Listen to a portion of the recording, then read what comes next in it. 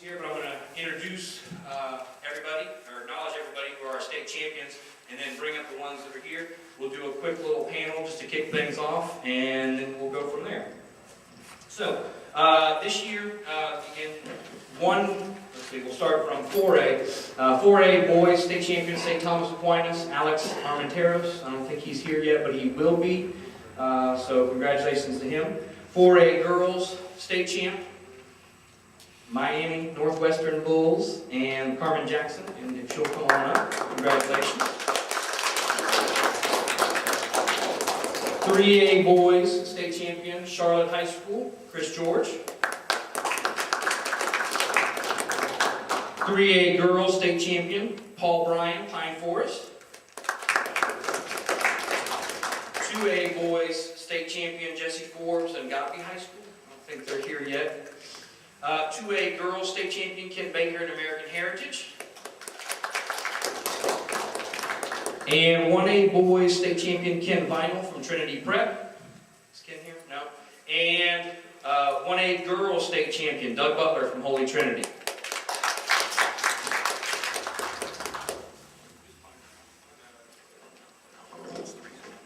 So congratulations to these folks, and basically what we're going to do is for the next half hour or so, we're just going to do kind of an open panel, question and answer with these folks. What do they do, that's made them successful? Some of these individuals are multiple state champions. A few of them are repeat state champions back-to-back the last couple of years. So we'll just kind of open the floor to you guys, asking them, what they do, how did they make it work, how did they, people that both Paul, Chris, Kent, you two, yeah, you and Carmen all were back-to-back champions the last 2 years. And how do you keep stuff like that going? So I'll just kind of start it off. I'll let them introduce themselves real quick, and then we'll kind of open it up to question and answers, and we'll go from there. I'm Paul Bryan. I coach at Pine Forest High School in Pensacola, Florida. I coach the women's team there, and I'm with everything and show everything else. Good afternoon, Coach Carmen Jackson, Miami Northwestern. Hi, Chris George from Charlotte High School. I coach track and also cross country, along with Coach Taylor and Coach Voss as well for track. Kent Baker, American Heritage, boys and girls. Doug Butler from Holy Trinity in Melbourne. I do boys and girls. All right. Anybody got questions, or I'll kick it off? I got one question. Okay, here we go. Are y'all moving down one way? Yes, sir. Oh my God.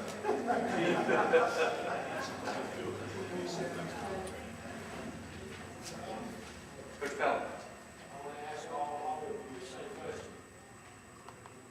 When you start with your program, what is your emphasis? Where is your emphasis placed?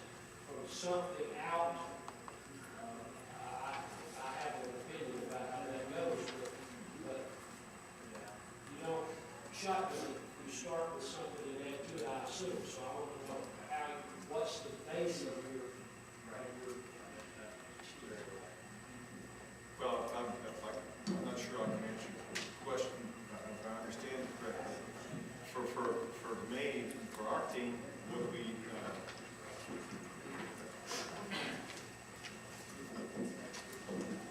Coach, I'm not sure I'm answering your question, but for our team, what we usually do is we look at who we have returning, who's coming back, and what we need to, where we got to fill in the blanks, and then we look at each kid, because we don't have much of an AAU program in the Panhandle, so a lot of these kids come in, they don't know anything about track and field, and we have to make a quick determination. Well, it's not always real quick, because we'll change our minds on them, but what they can do, where they're the best at, and try to fill them in where we need help. When I used to coach, we started every single kid in our program. And from the herd, it took 6. And then we moved everybody else to the fourth. Then we moved everybody else to a half, taking 6. That's what I was talking about. What is your base? So we built off the hurdles of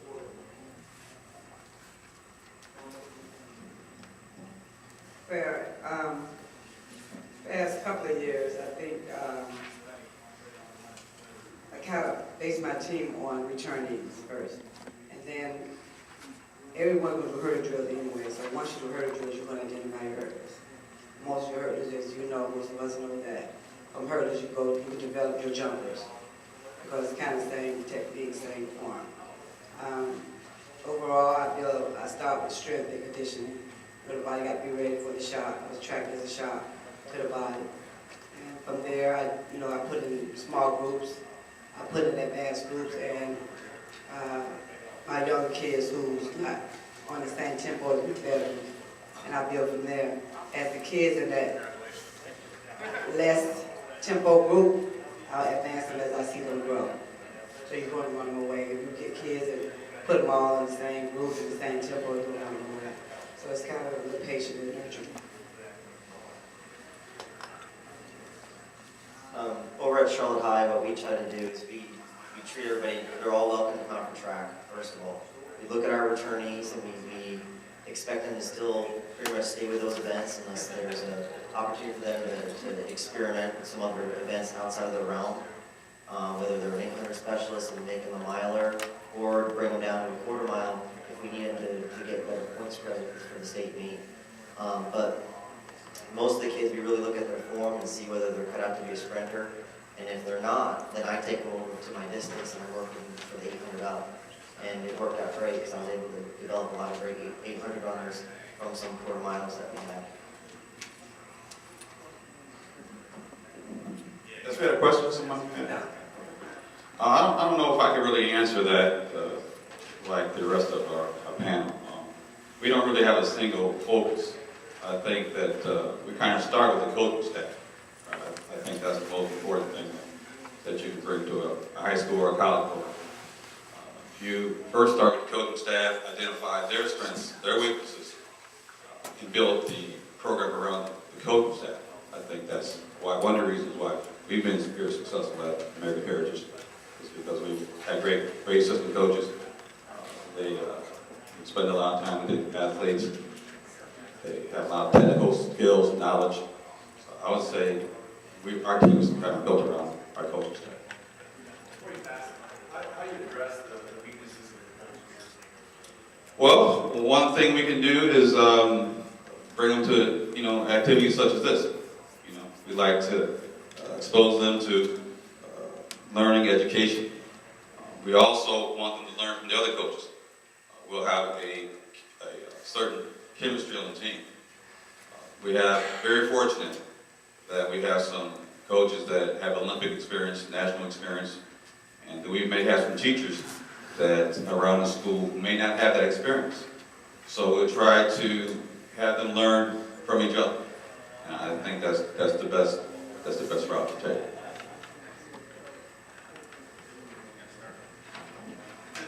I'm lucky that my coaches don't have weaknesses because I only have 2 coaches that are willing to work with me. So that makes it pretty easy. He says it's a little difficult to work with sometimes. But Bill Falk was my pole vault coach, and everybody knows Bill Falk. Unfortunately, he retired after my vaulter went 12-10 last year, so now Bobby Hexon works my vaulters. We start out by making it fun, by trying to keep everything fun. I'm a small school. I have 530 kids from 7th through 12th grade. Had 120 kids out for track last year out of 530. So with just mainly me and my sprint coach, Mark Bailey, it got kind of challenging at times. I work with the distance kids in the morning, and then I help them with the sprinters in the afternoon. So I'm there, from 5:40 a.m. until about 5:50 p.m. But everybody wants to be a sprinter at Holy Trinity. They think, even my distance kids think that they're 100-meter runners, so it's kind of funny. But I give them an hour and they couldn't run out of sight, as Brent Haley was saying.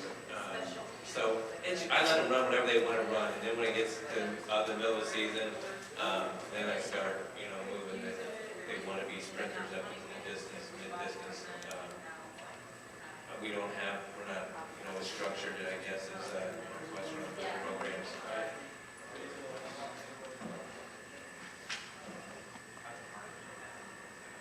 Other questions? Pete? Yeah, my name is Pete Moronis. I coach at Arnold High School, cross country boys and girls. I don't have the situation at my school, but I know some some other coaches have asked me in Hillsborough County, I guess because there's a hotbed of AAU coaches there. And unlike you at Pensacola, we have a large AAU group there. And some of the coaches, and we have a private school near our campus, and those kids should be going to either Armwood, Brandon, or Strawberry Crest, or Durant. And my athletic director has specifically told me, and I want to know how you handle it, because I've seen kids that have been constantly, and the parents come in and ask them, you know, what do you think about this guy? I said, I don't know the guy. Okay, I don't have nothing to do with it with AAU coaches. That we have some AAU coaches that parents, for some reason, think that their cross-country coach doesn't know what they're doing, so they hire an AAU coach to pull them around with a rope on a bicycle, trying to get them to run 70-second quarters, and then when they fall down, they actually get dragged. I've actually witnessed that, and then that's when I asked the guy to get the hell off the track and have a good day. All right. How do you handle that situation where you have parents that may not believe in a coach's? It usually happens to young coaches for some reason. Doesn't happen to the veteran coaches, and if it does, shame. But how would you handle an AAU coach that feels that he has the right to use your track, and he uses it after hours, after you lock it up and you catch them and you constantly tell them to get off? How would your AD handle that situation, and how would you handle it? I know my headmaster would have a trespass. I've been there, we've done it. He said people were arrested for trespassing. They came out there after hours that I caught. I had people sneak on, trying to pull ball, jump for a back gate. So, as far as off-season, I do have a girl that's a pretty good 400 runner. Her father feels that I don't know, and my other guy doesn't know, so he has somebody working with her outside. She got slower last year. So, there's nothing you can do in the off-season if it's off your property, but once we start January 16th, if she wants to run at Opportunity, then she doesn't work with any outside coaching. It's as simple as that. She works with the outside coach, and she can not run for us. Well, Coach, I have to tell you, that's the way, my parents already established that. I said, listen, if you feel I'm not doing a good job after 30 years of experience, then I don't know where you're going to go. Okay? You go to plant, you go to wherever you want to go. Okay? But how would you handle a parent that just doesn't want to listen to you? And like I said, it didn't happen on my campus, but I had a coach that was a first-year coach over there, and he was pulling straw. I said, listen, you need to put your foot down. Okay, so how would you do that? Come on, I want to hear it.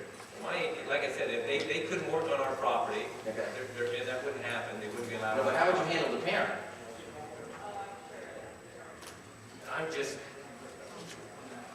There really wouldn't be much interaction with me and the parent. I mean, I've had parents that kind of fucked me before, and I don't deal with outside coaching as far as in the season. I think our record's been pretty proven, so I really haven't had an issue with. I do have one parent now, but when the season starts, they're going to have to make a choice if they want this lady as a physical therapist and never rated in her life, or each one. My strength coach, Marcus Bailey, is phenomenal, and I mean, he's got a 56-second girl that ran 56 as a freshman last year, so he knows what he's doing. So I would just, I guess I'd tell him to go back and say, Yeah, exactly. Is anybody else in this room that's had problems with their AAU coaches? I'm not very politically correct a lot of my life. You know what, not as bad. I'm Rick Roth from Spanish River. My pat answer is, okay, but which team are you going to run for? You know, when they come up and say, we want to use this coach, and that's my answer. Okay, which team are you going to run for? And they're like, what? I said, you're not running for our team. There's only one coach at this school.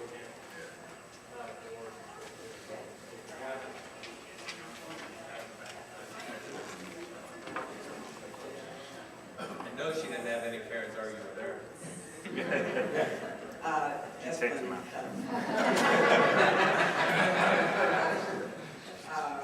Most people at the state meet 4A last year. They watched 4x8, not 4x8 at the state meet. Well, one particular girl on that team where the parent came to get Well, I think she needs a personal trainer versus you. Yeah, yeah. And they blatantly tell you that you're fixed. I said, okay, that's your opinion. And I said, well, I guess she'll lose the year. She said, I may go to a new school, but as long as I'm the coach, he has the coach I need. And a personal trainer is your preference, that's okay. No argument, no bitter feelings. She just won't be on my parade. You get the next kid in line, and you go from there. You don't lose any sleep, you move forward. That's why when you coach kids, you coach all kids. You don't. People say, well, why you come back and back? Because you teach all the kids, you coach all kids. And unlike most people think, here in the streets, you know, Northwest get all the AU, USA. No, not true. The last 4 years, you think about my team, most of my kids were no names. They were developed into what they are at that program because of the old big names come back and they help coach the team. It's called teaching. That's it. So you coach all kids. So when you get parents that have their opinion, they have that right, you say goodbye with loving blessings. Well, like I said, we don't have much of a program up there. We do have a couple of AAU teams. They're not allowed to use Skinview School property unless they get some kind of permission from the school district. They're not allowed on those because it's a liability issue. The other issue is our biggest problem with AAU has been for kids that start running, because we don't have much of a middle school program either.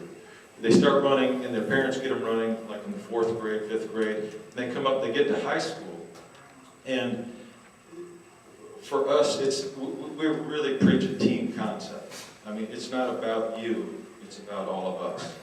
And I mean, if you can fit in with us, that's great. I mean, if you're all about you, then this probably isn't the right school for you. You may want to go somewhere else. I mean, regardless of how good they are, and because that's a cancer. I mean, you know, when they come in, and we explain that though to parents when they come in, and if they think they've got somebody that's spectacular, because you know, usually it's not all that great. You know, you don't want to tell the parent that, but I mean, you have a kid come in, but they have to understand. Here's the deal: we're working toward team championships. You know, so you're going to do more than just run one event, or you're going to, you know, we're going to find what's best for you and how you fit in on this program. And it's nothing personal. You know, we want what's best for you. And I think most of the parents understand because success. They see success and they understand. You know, there's programs in Pensacola where there's good coaching at other schools, and you know. There's some schools they can take their kid to, and the coach will let them do whatever they want to, and then there's other, but they're not always the best track and field schools. You know, so all I can tell you is it's a team deal with us, and the parents know that before they bring their kid out there. Well, I noticed that at the state meet that this particular AAU coach was right there down on the infield during the state cross country meet. And I told Chanel, I said, hey, what's this fool doing? He injured half the kids he coaches. She goes, you say AAU coach? I said, yeah, what's he doing? Okay? I mean, you know, that's just an issue with me, and I agree with you 100%. And you're right, it's not about you as a coach. It's about teaching team. And I told this young kid, I said, listen, if you got three girls that are staying with you and believe in your workouts, then that's your team. The other two, they can go run someplace else. And I told them, you need to tell them that. Unfortunately, it may seem like it's about the coach, but it's not.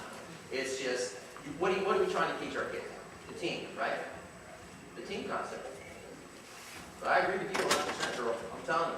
I would definitely tell them. My way, what do they say? It's either the right way, the wrong way, and it is my way. Okay? I think there's some interesting dynamics that kind of go into the situation. I'm from American Heritage. We have a very, very talented team. When you're successful, there's always going to be people on the outside that kind of want a piece of your team, want a piece of your athletes. Parents, even though you're successful, parents still are going to have unrealistic expectations for their child. You can be a state champion, individual, team, and people are going to come to them and say, you should be running better. They'll pick some type of number out of their head, whether it's 400 meters or 100 meters, and say, well, you're supposed to be running this. The parent come to the coach and say, my baby's supposed to be running this time. And the Coach, baby- I hate to interrupt, but always, that number is always lower than what than what she ran. Somehow they look at that number and say, well, you know, I can shave off 3/10 of a second. Really? Yeah, it's only gonna cost you. Yeah, exactly. Exactly. Or, you know, but coach, you're right. And people out there, whether they're coaches from other programs, or the AU coaches, or the personal trainers, they're very manipulative when it comes to that because that's how they market themselves. That's how they market their programs. And so it's an issue. It's been an issue with our program. It's been a struggle with our program, whether it was these type of trainers, whether it was parents, whatever. So the better you are, at least from my perspective, especially being in a private school, the better you are, the more of those influences you're going to have. And all I can say is, for our program, for myself, is that you learn from your mistakes. Hopefully, the parents learn from their mistakes, and the athletes learn from their mistakes. And the following year, you have to set down certain policies with the team, with the parents, with outside sources to make the situation better. But unless you go through it as a coach or as an athlete, you really don't know how to handle it right away. Because you still want to be good. You still want to win. You have a lot of people to please, especially if you're good. And you have to handle it on a step-by-step type of education for yourself. So hopefully this year, in the years in the future, our program will be better equipped to handle the situation. It's definitely an issue, I think, especially in Broward and Dade County, where there's so much talent, there's so many outside forces.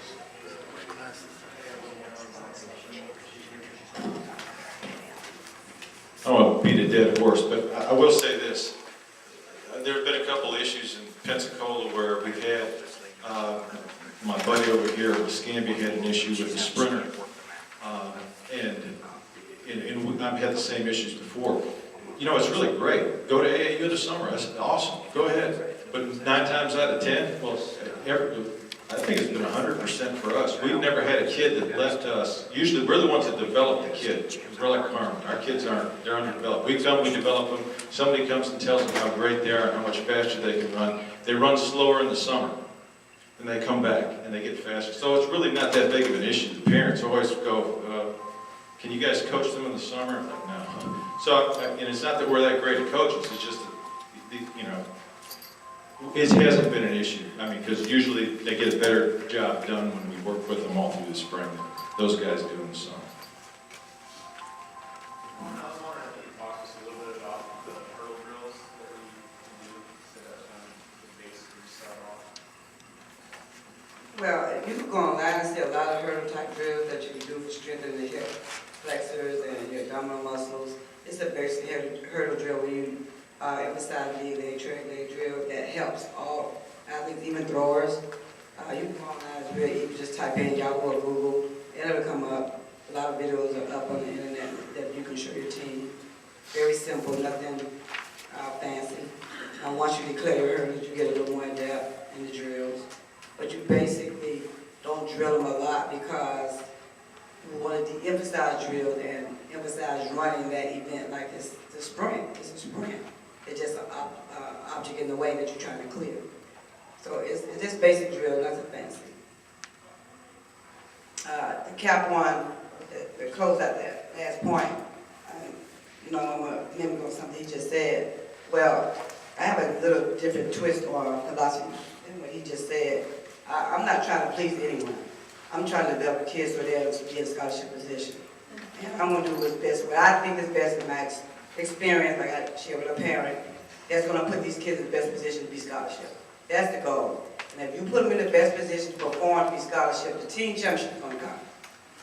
You emphasize that this is a real job to put yourself in the best position to be scholarship at the end of 4 years. The championships are coming because they're going to compete like it. You can't go to college if you're not decent. You don't have to super fast to get a scholarship. You just have to be decent and be consistent. So I don't please people. I please what's going to be best for the kids. And sometimes parents don't agree. Like I got this parent that's real upset now, okay? She feels her daughter's a sprinter. Well, I beg her different. So, it's okay. I don't knock it. If she wants to take her kid to another program, she feels going to get there for her kid, okay. But, sorry. I have a question for everybody. When I coached, I had a good team for years. My overall question is, what are you going to do different? Everybody won the state championship up there. I want to hear from everybody. What are you going to do different, or what are you going to do to win another state championship? In 1985, I had the best team in the state, we lost. 1989, we had the best team in the nation, we lost. I think Pelham was a part of the track Florida, and then I had kids on the track Florida team, we lost. In 1990, we were the best team, and then Bill Wilson came and upset me. And then 1991, Dillard had the best team, and then we won. And that's 1991. And it was 10 years later, we had the best team in the state, beat everybody, and we lose by 1 point. So my question to you guys is, young lady, what are you going to do next year? Or what are you going to do different this year than you did last year? Or are you going to do the same and have the same results?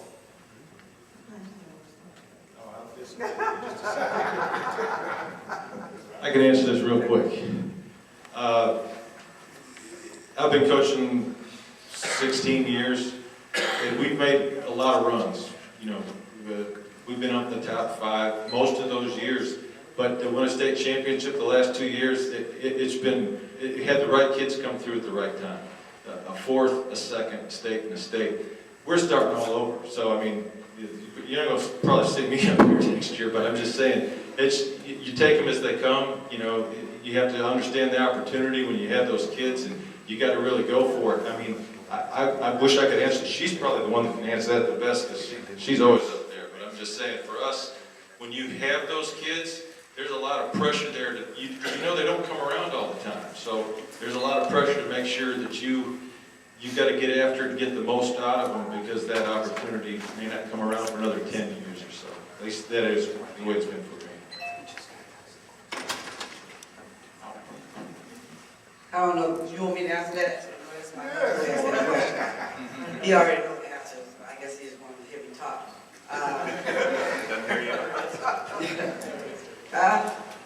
He said, what I do different? Pray for this team. It's a unique team coming back. I have some returnees, but my new kids are a different breed. And I'm just going to do what I've been doing, nurturing and coaching the total kid.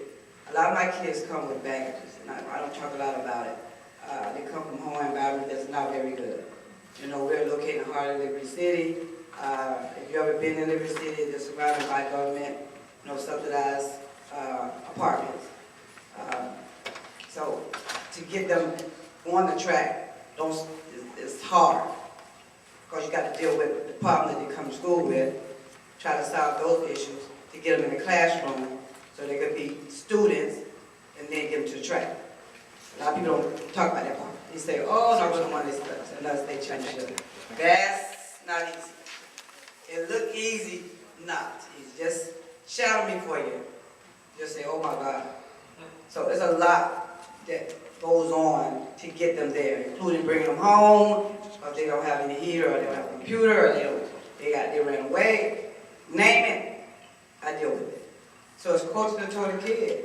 And I have some unique kids this year, some 9th graders that has a lot of issues. So if I can get rid of the issues, to get to be students, to get to be the athlete part, then I'm going to be blessed. How do you feel about the first place when you're Well, the last couple of years I was a health teacher, but now I'm a dean, so it's a little easier. When they get in trouble, I kind of blackmail them. You come out for track, then you get these days.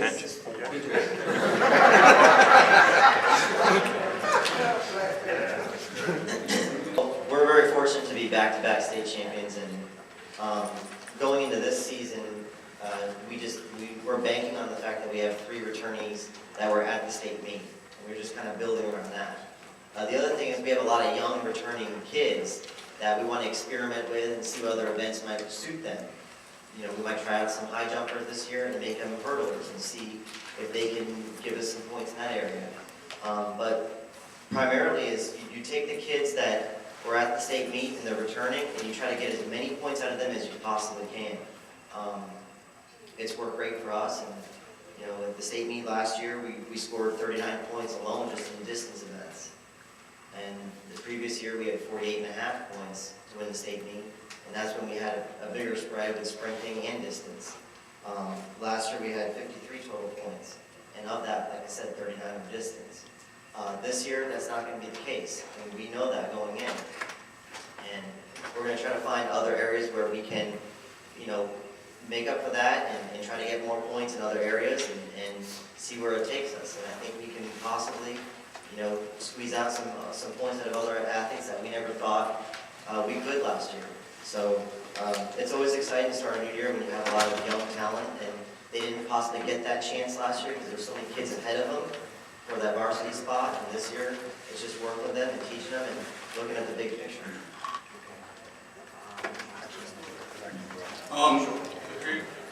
For our program, American Heritage, our girls, we're pretty young, pretty strong. We just gonna switch the emphasis this year, more towards the boys. Since I've been in American Heritage, going into my 4th year, we've had a lot of success on the girls' side. And, you know, it's a step-by-step process, like I said before. And, so our next step for our program is to try to put a more emphasis on the boys program and hopefully try to get similar results. So that's what we change.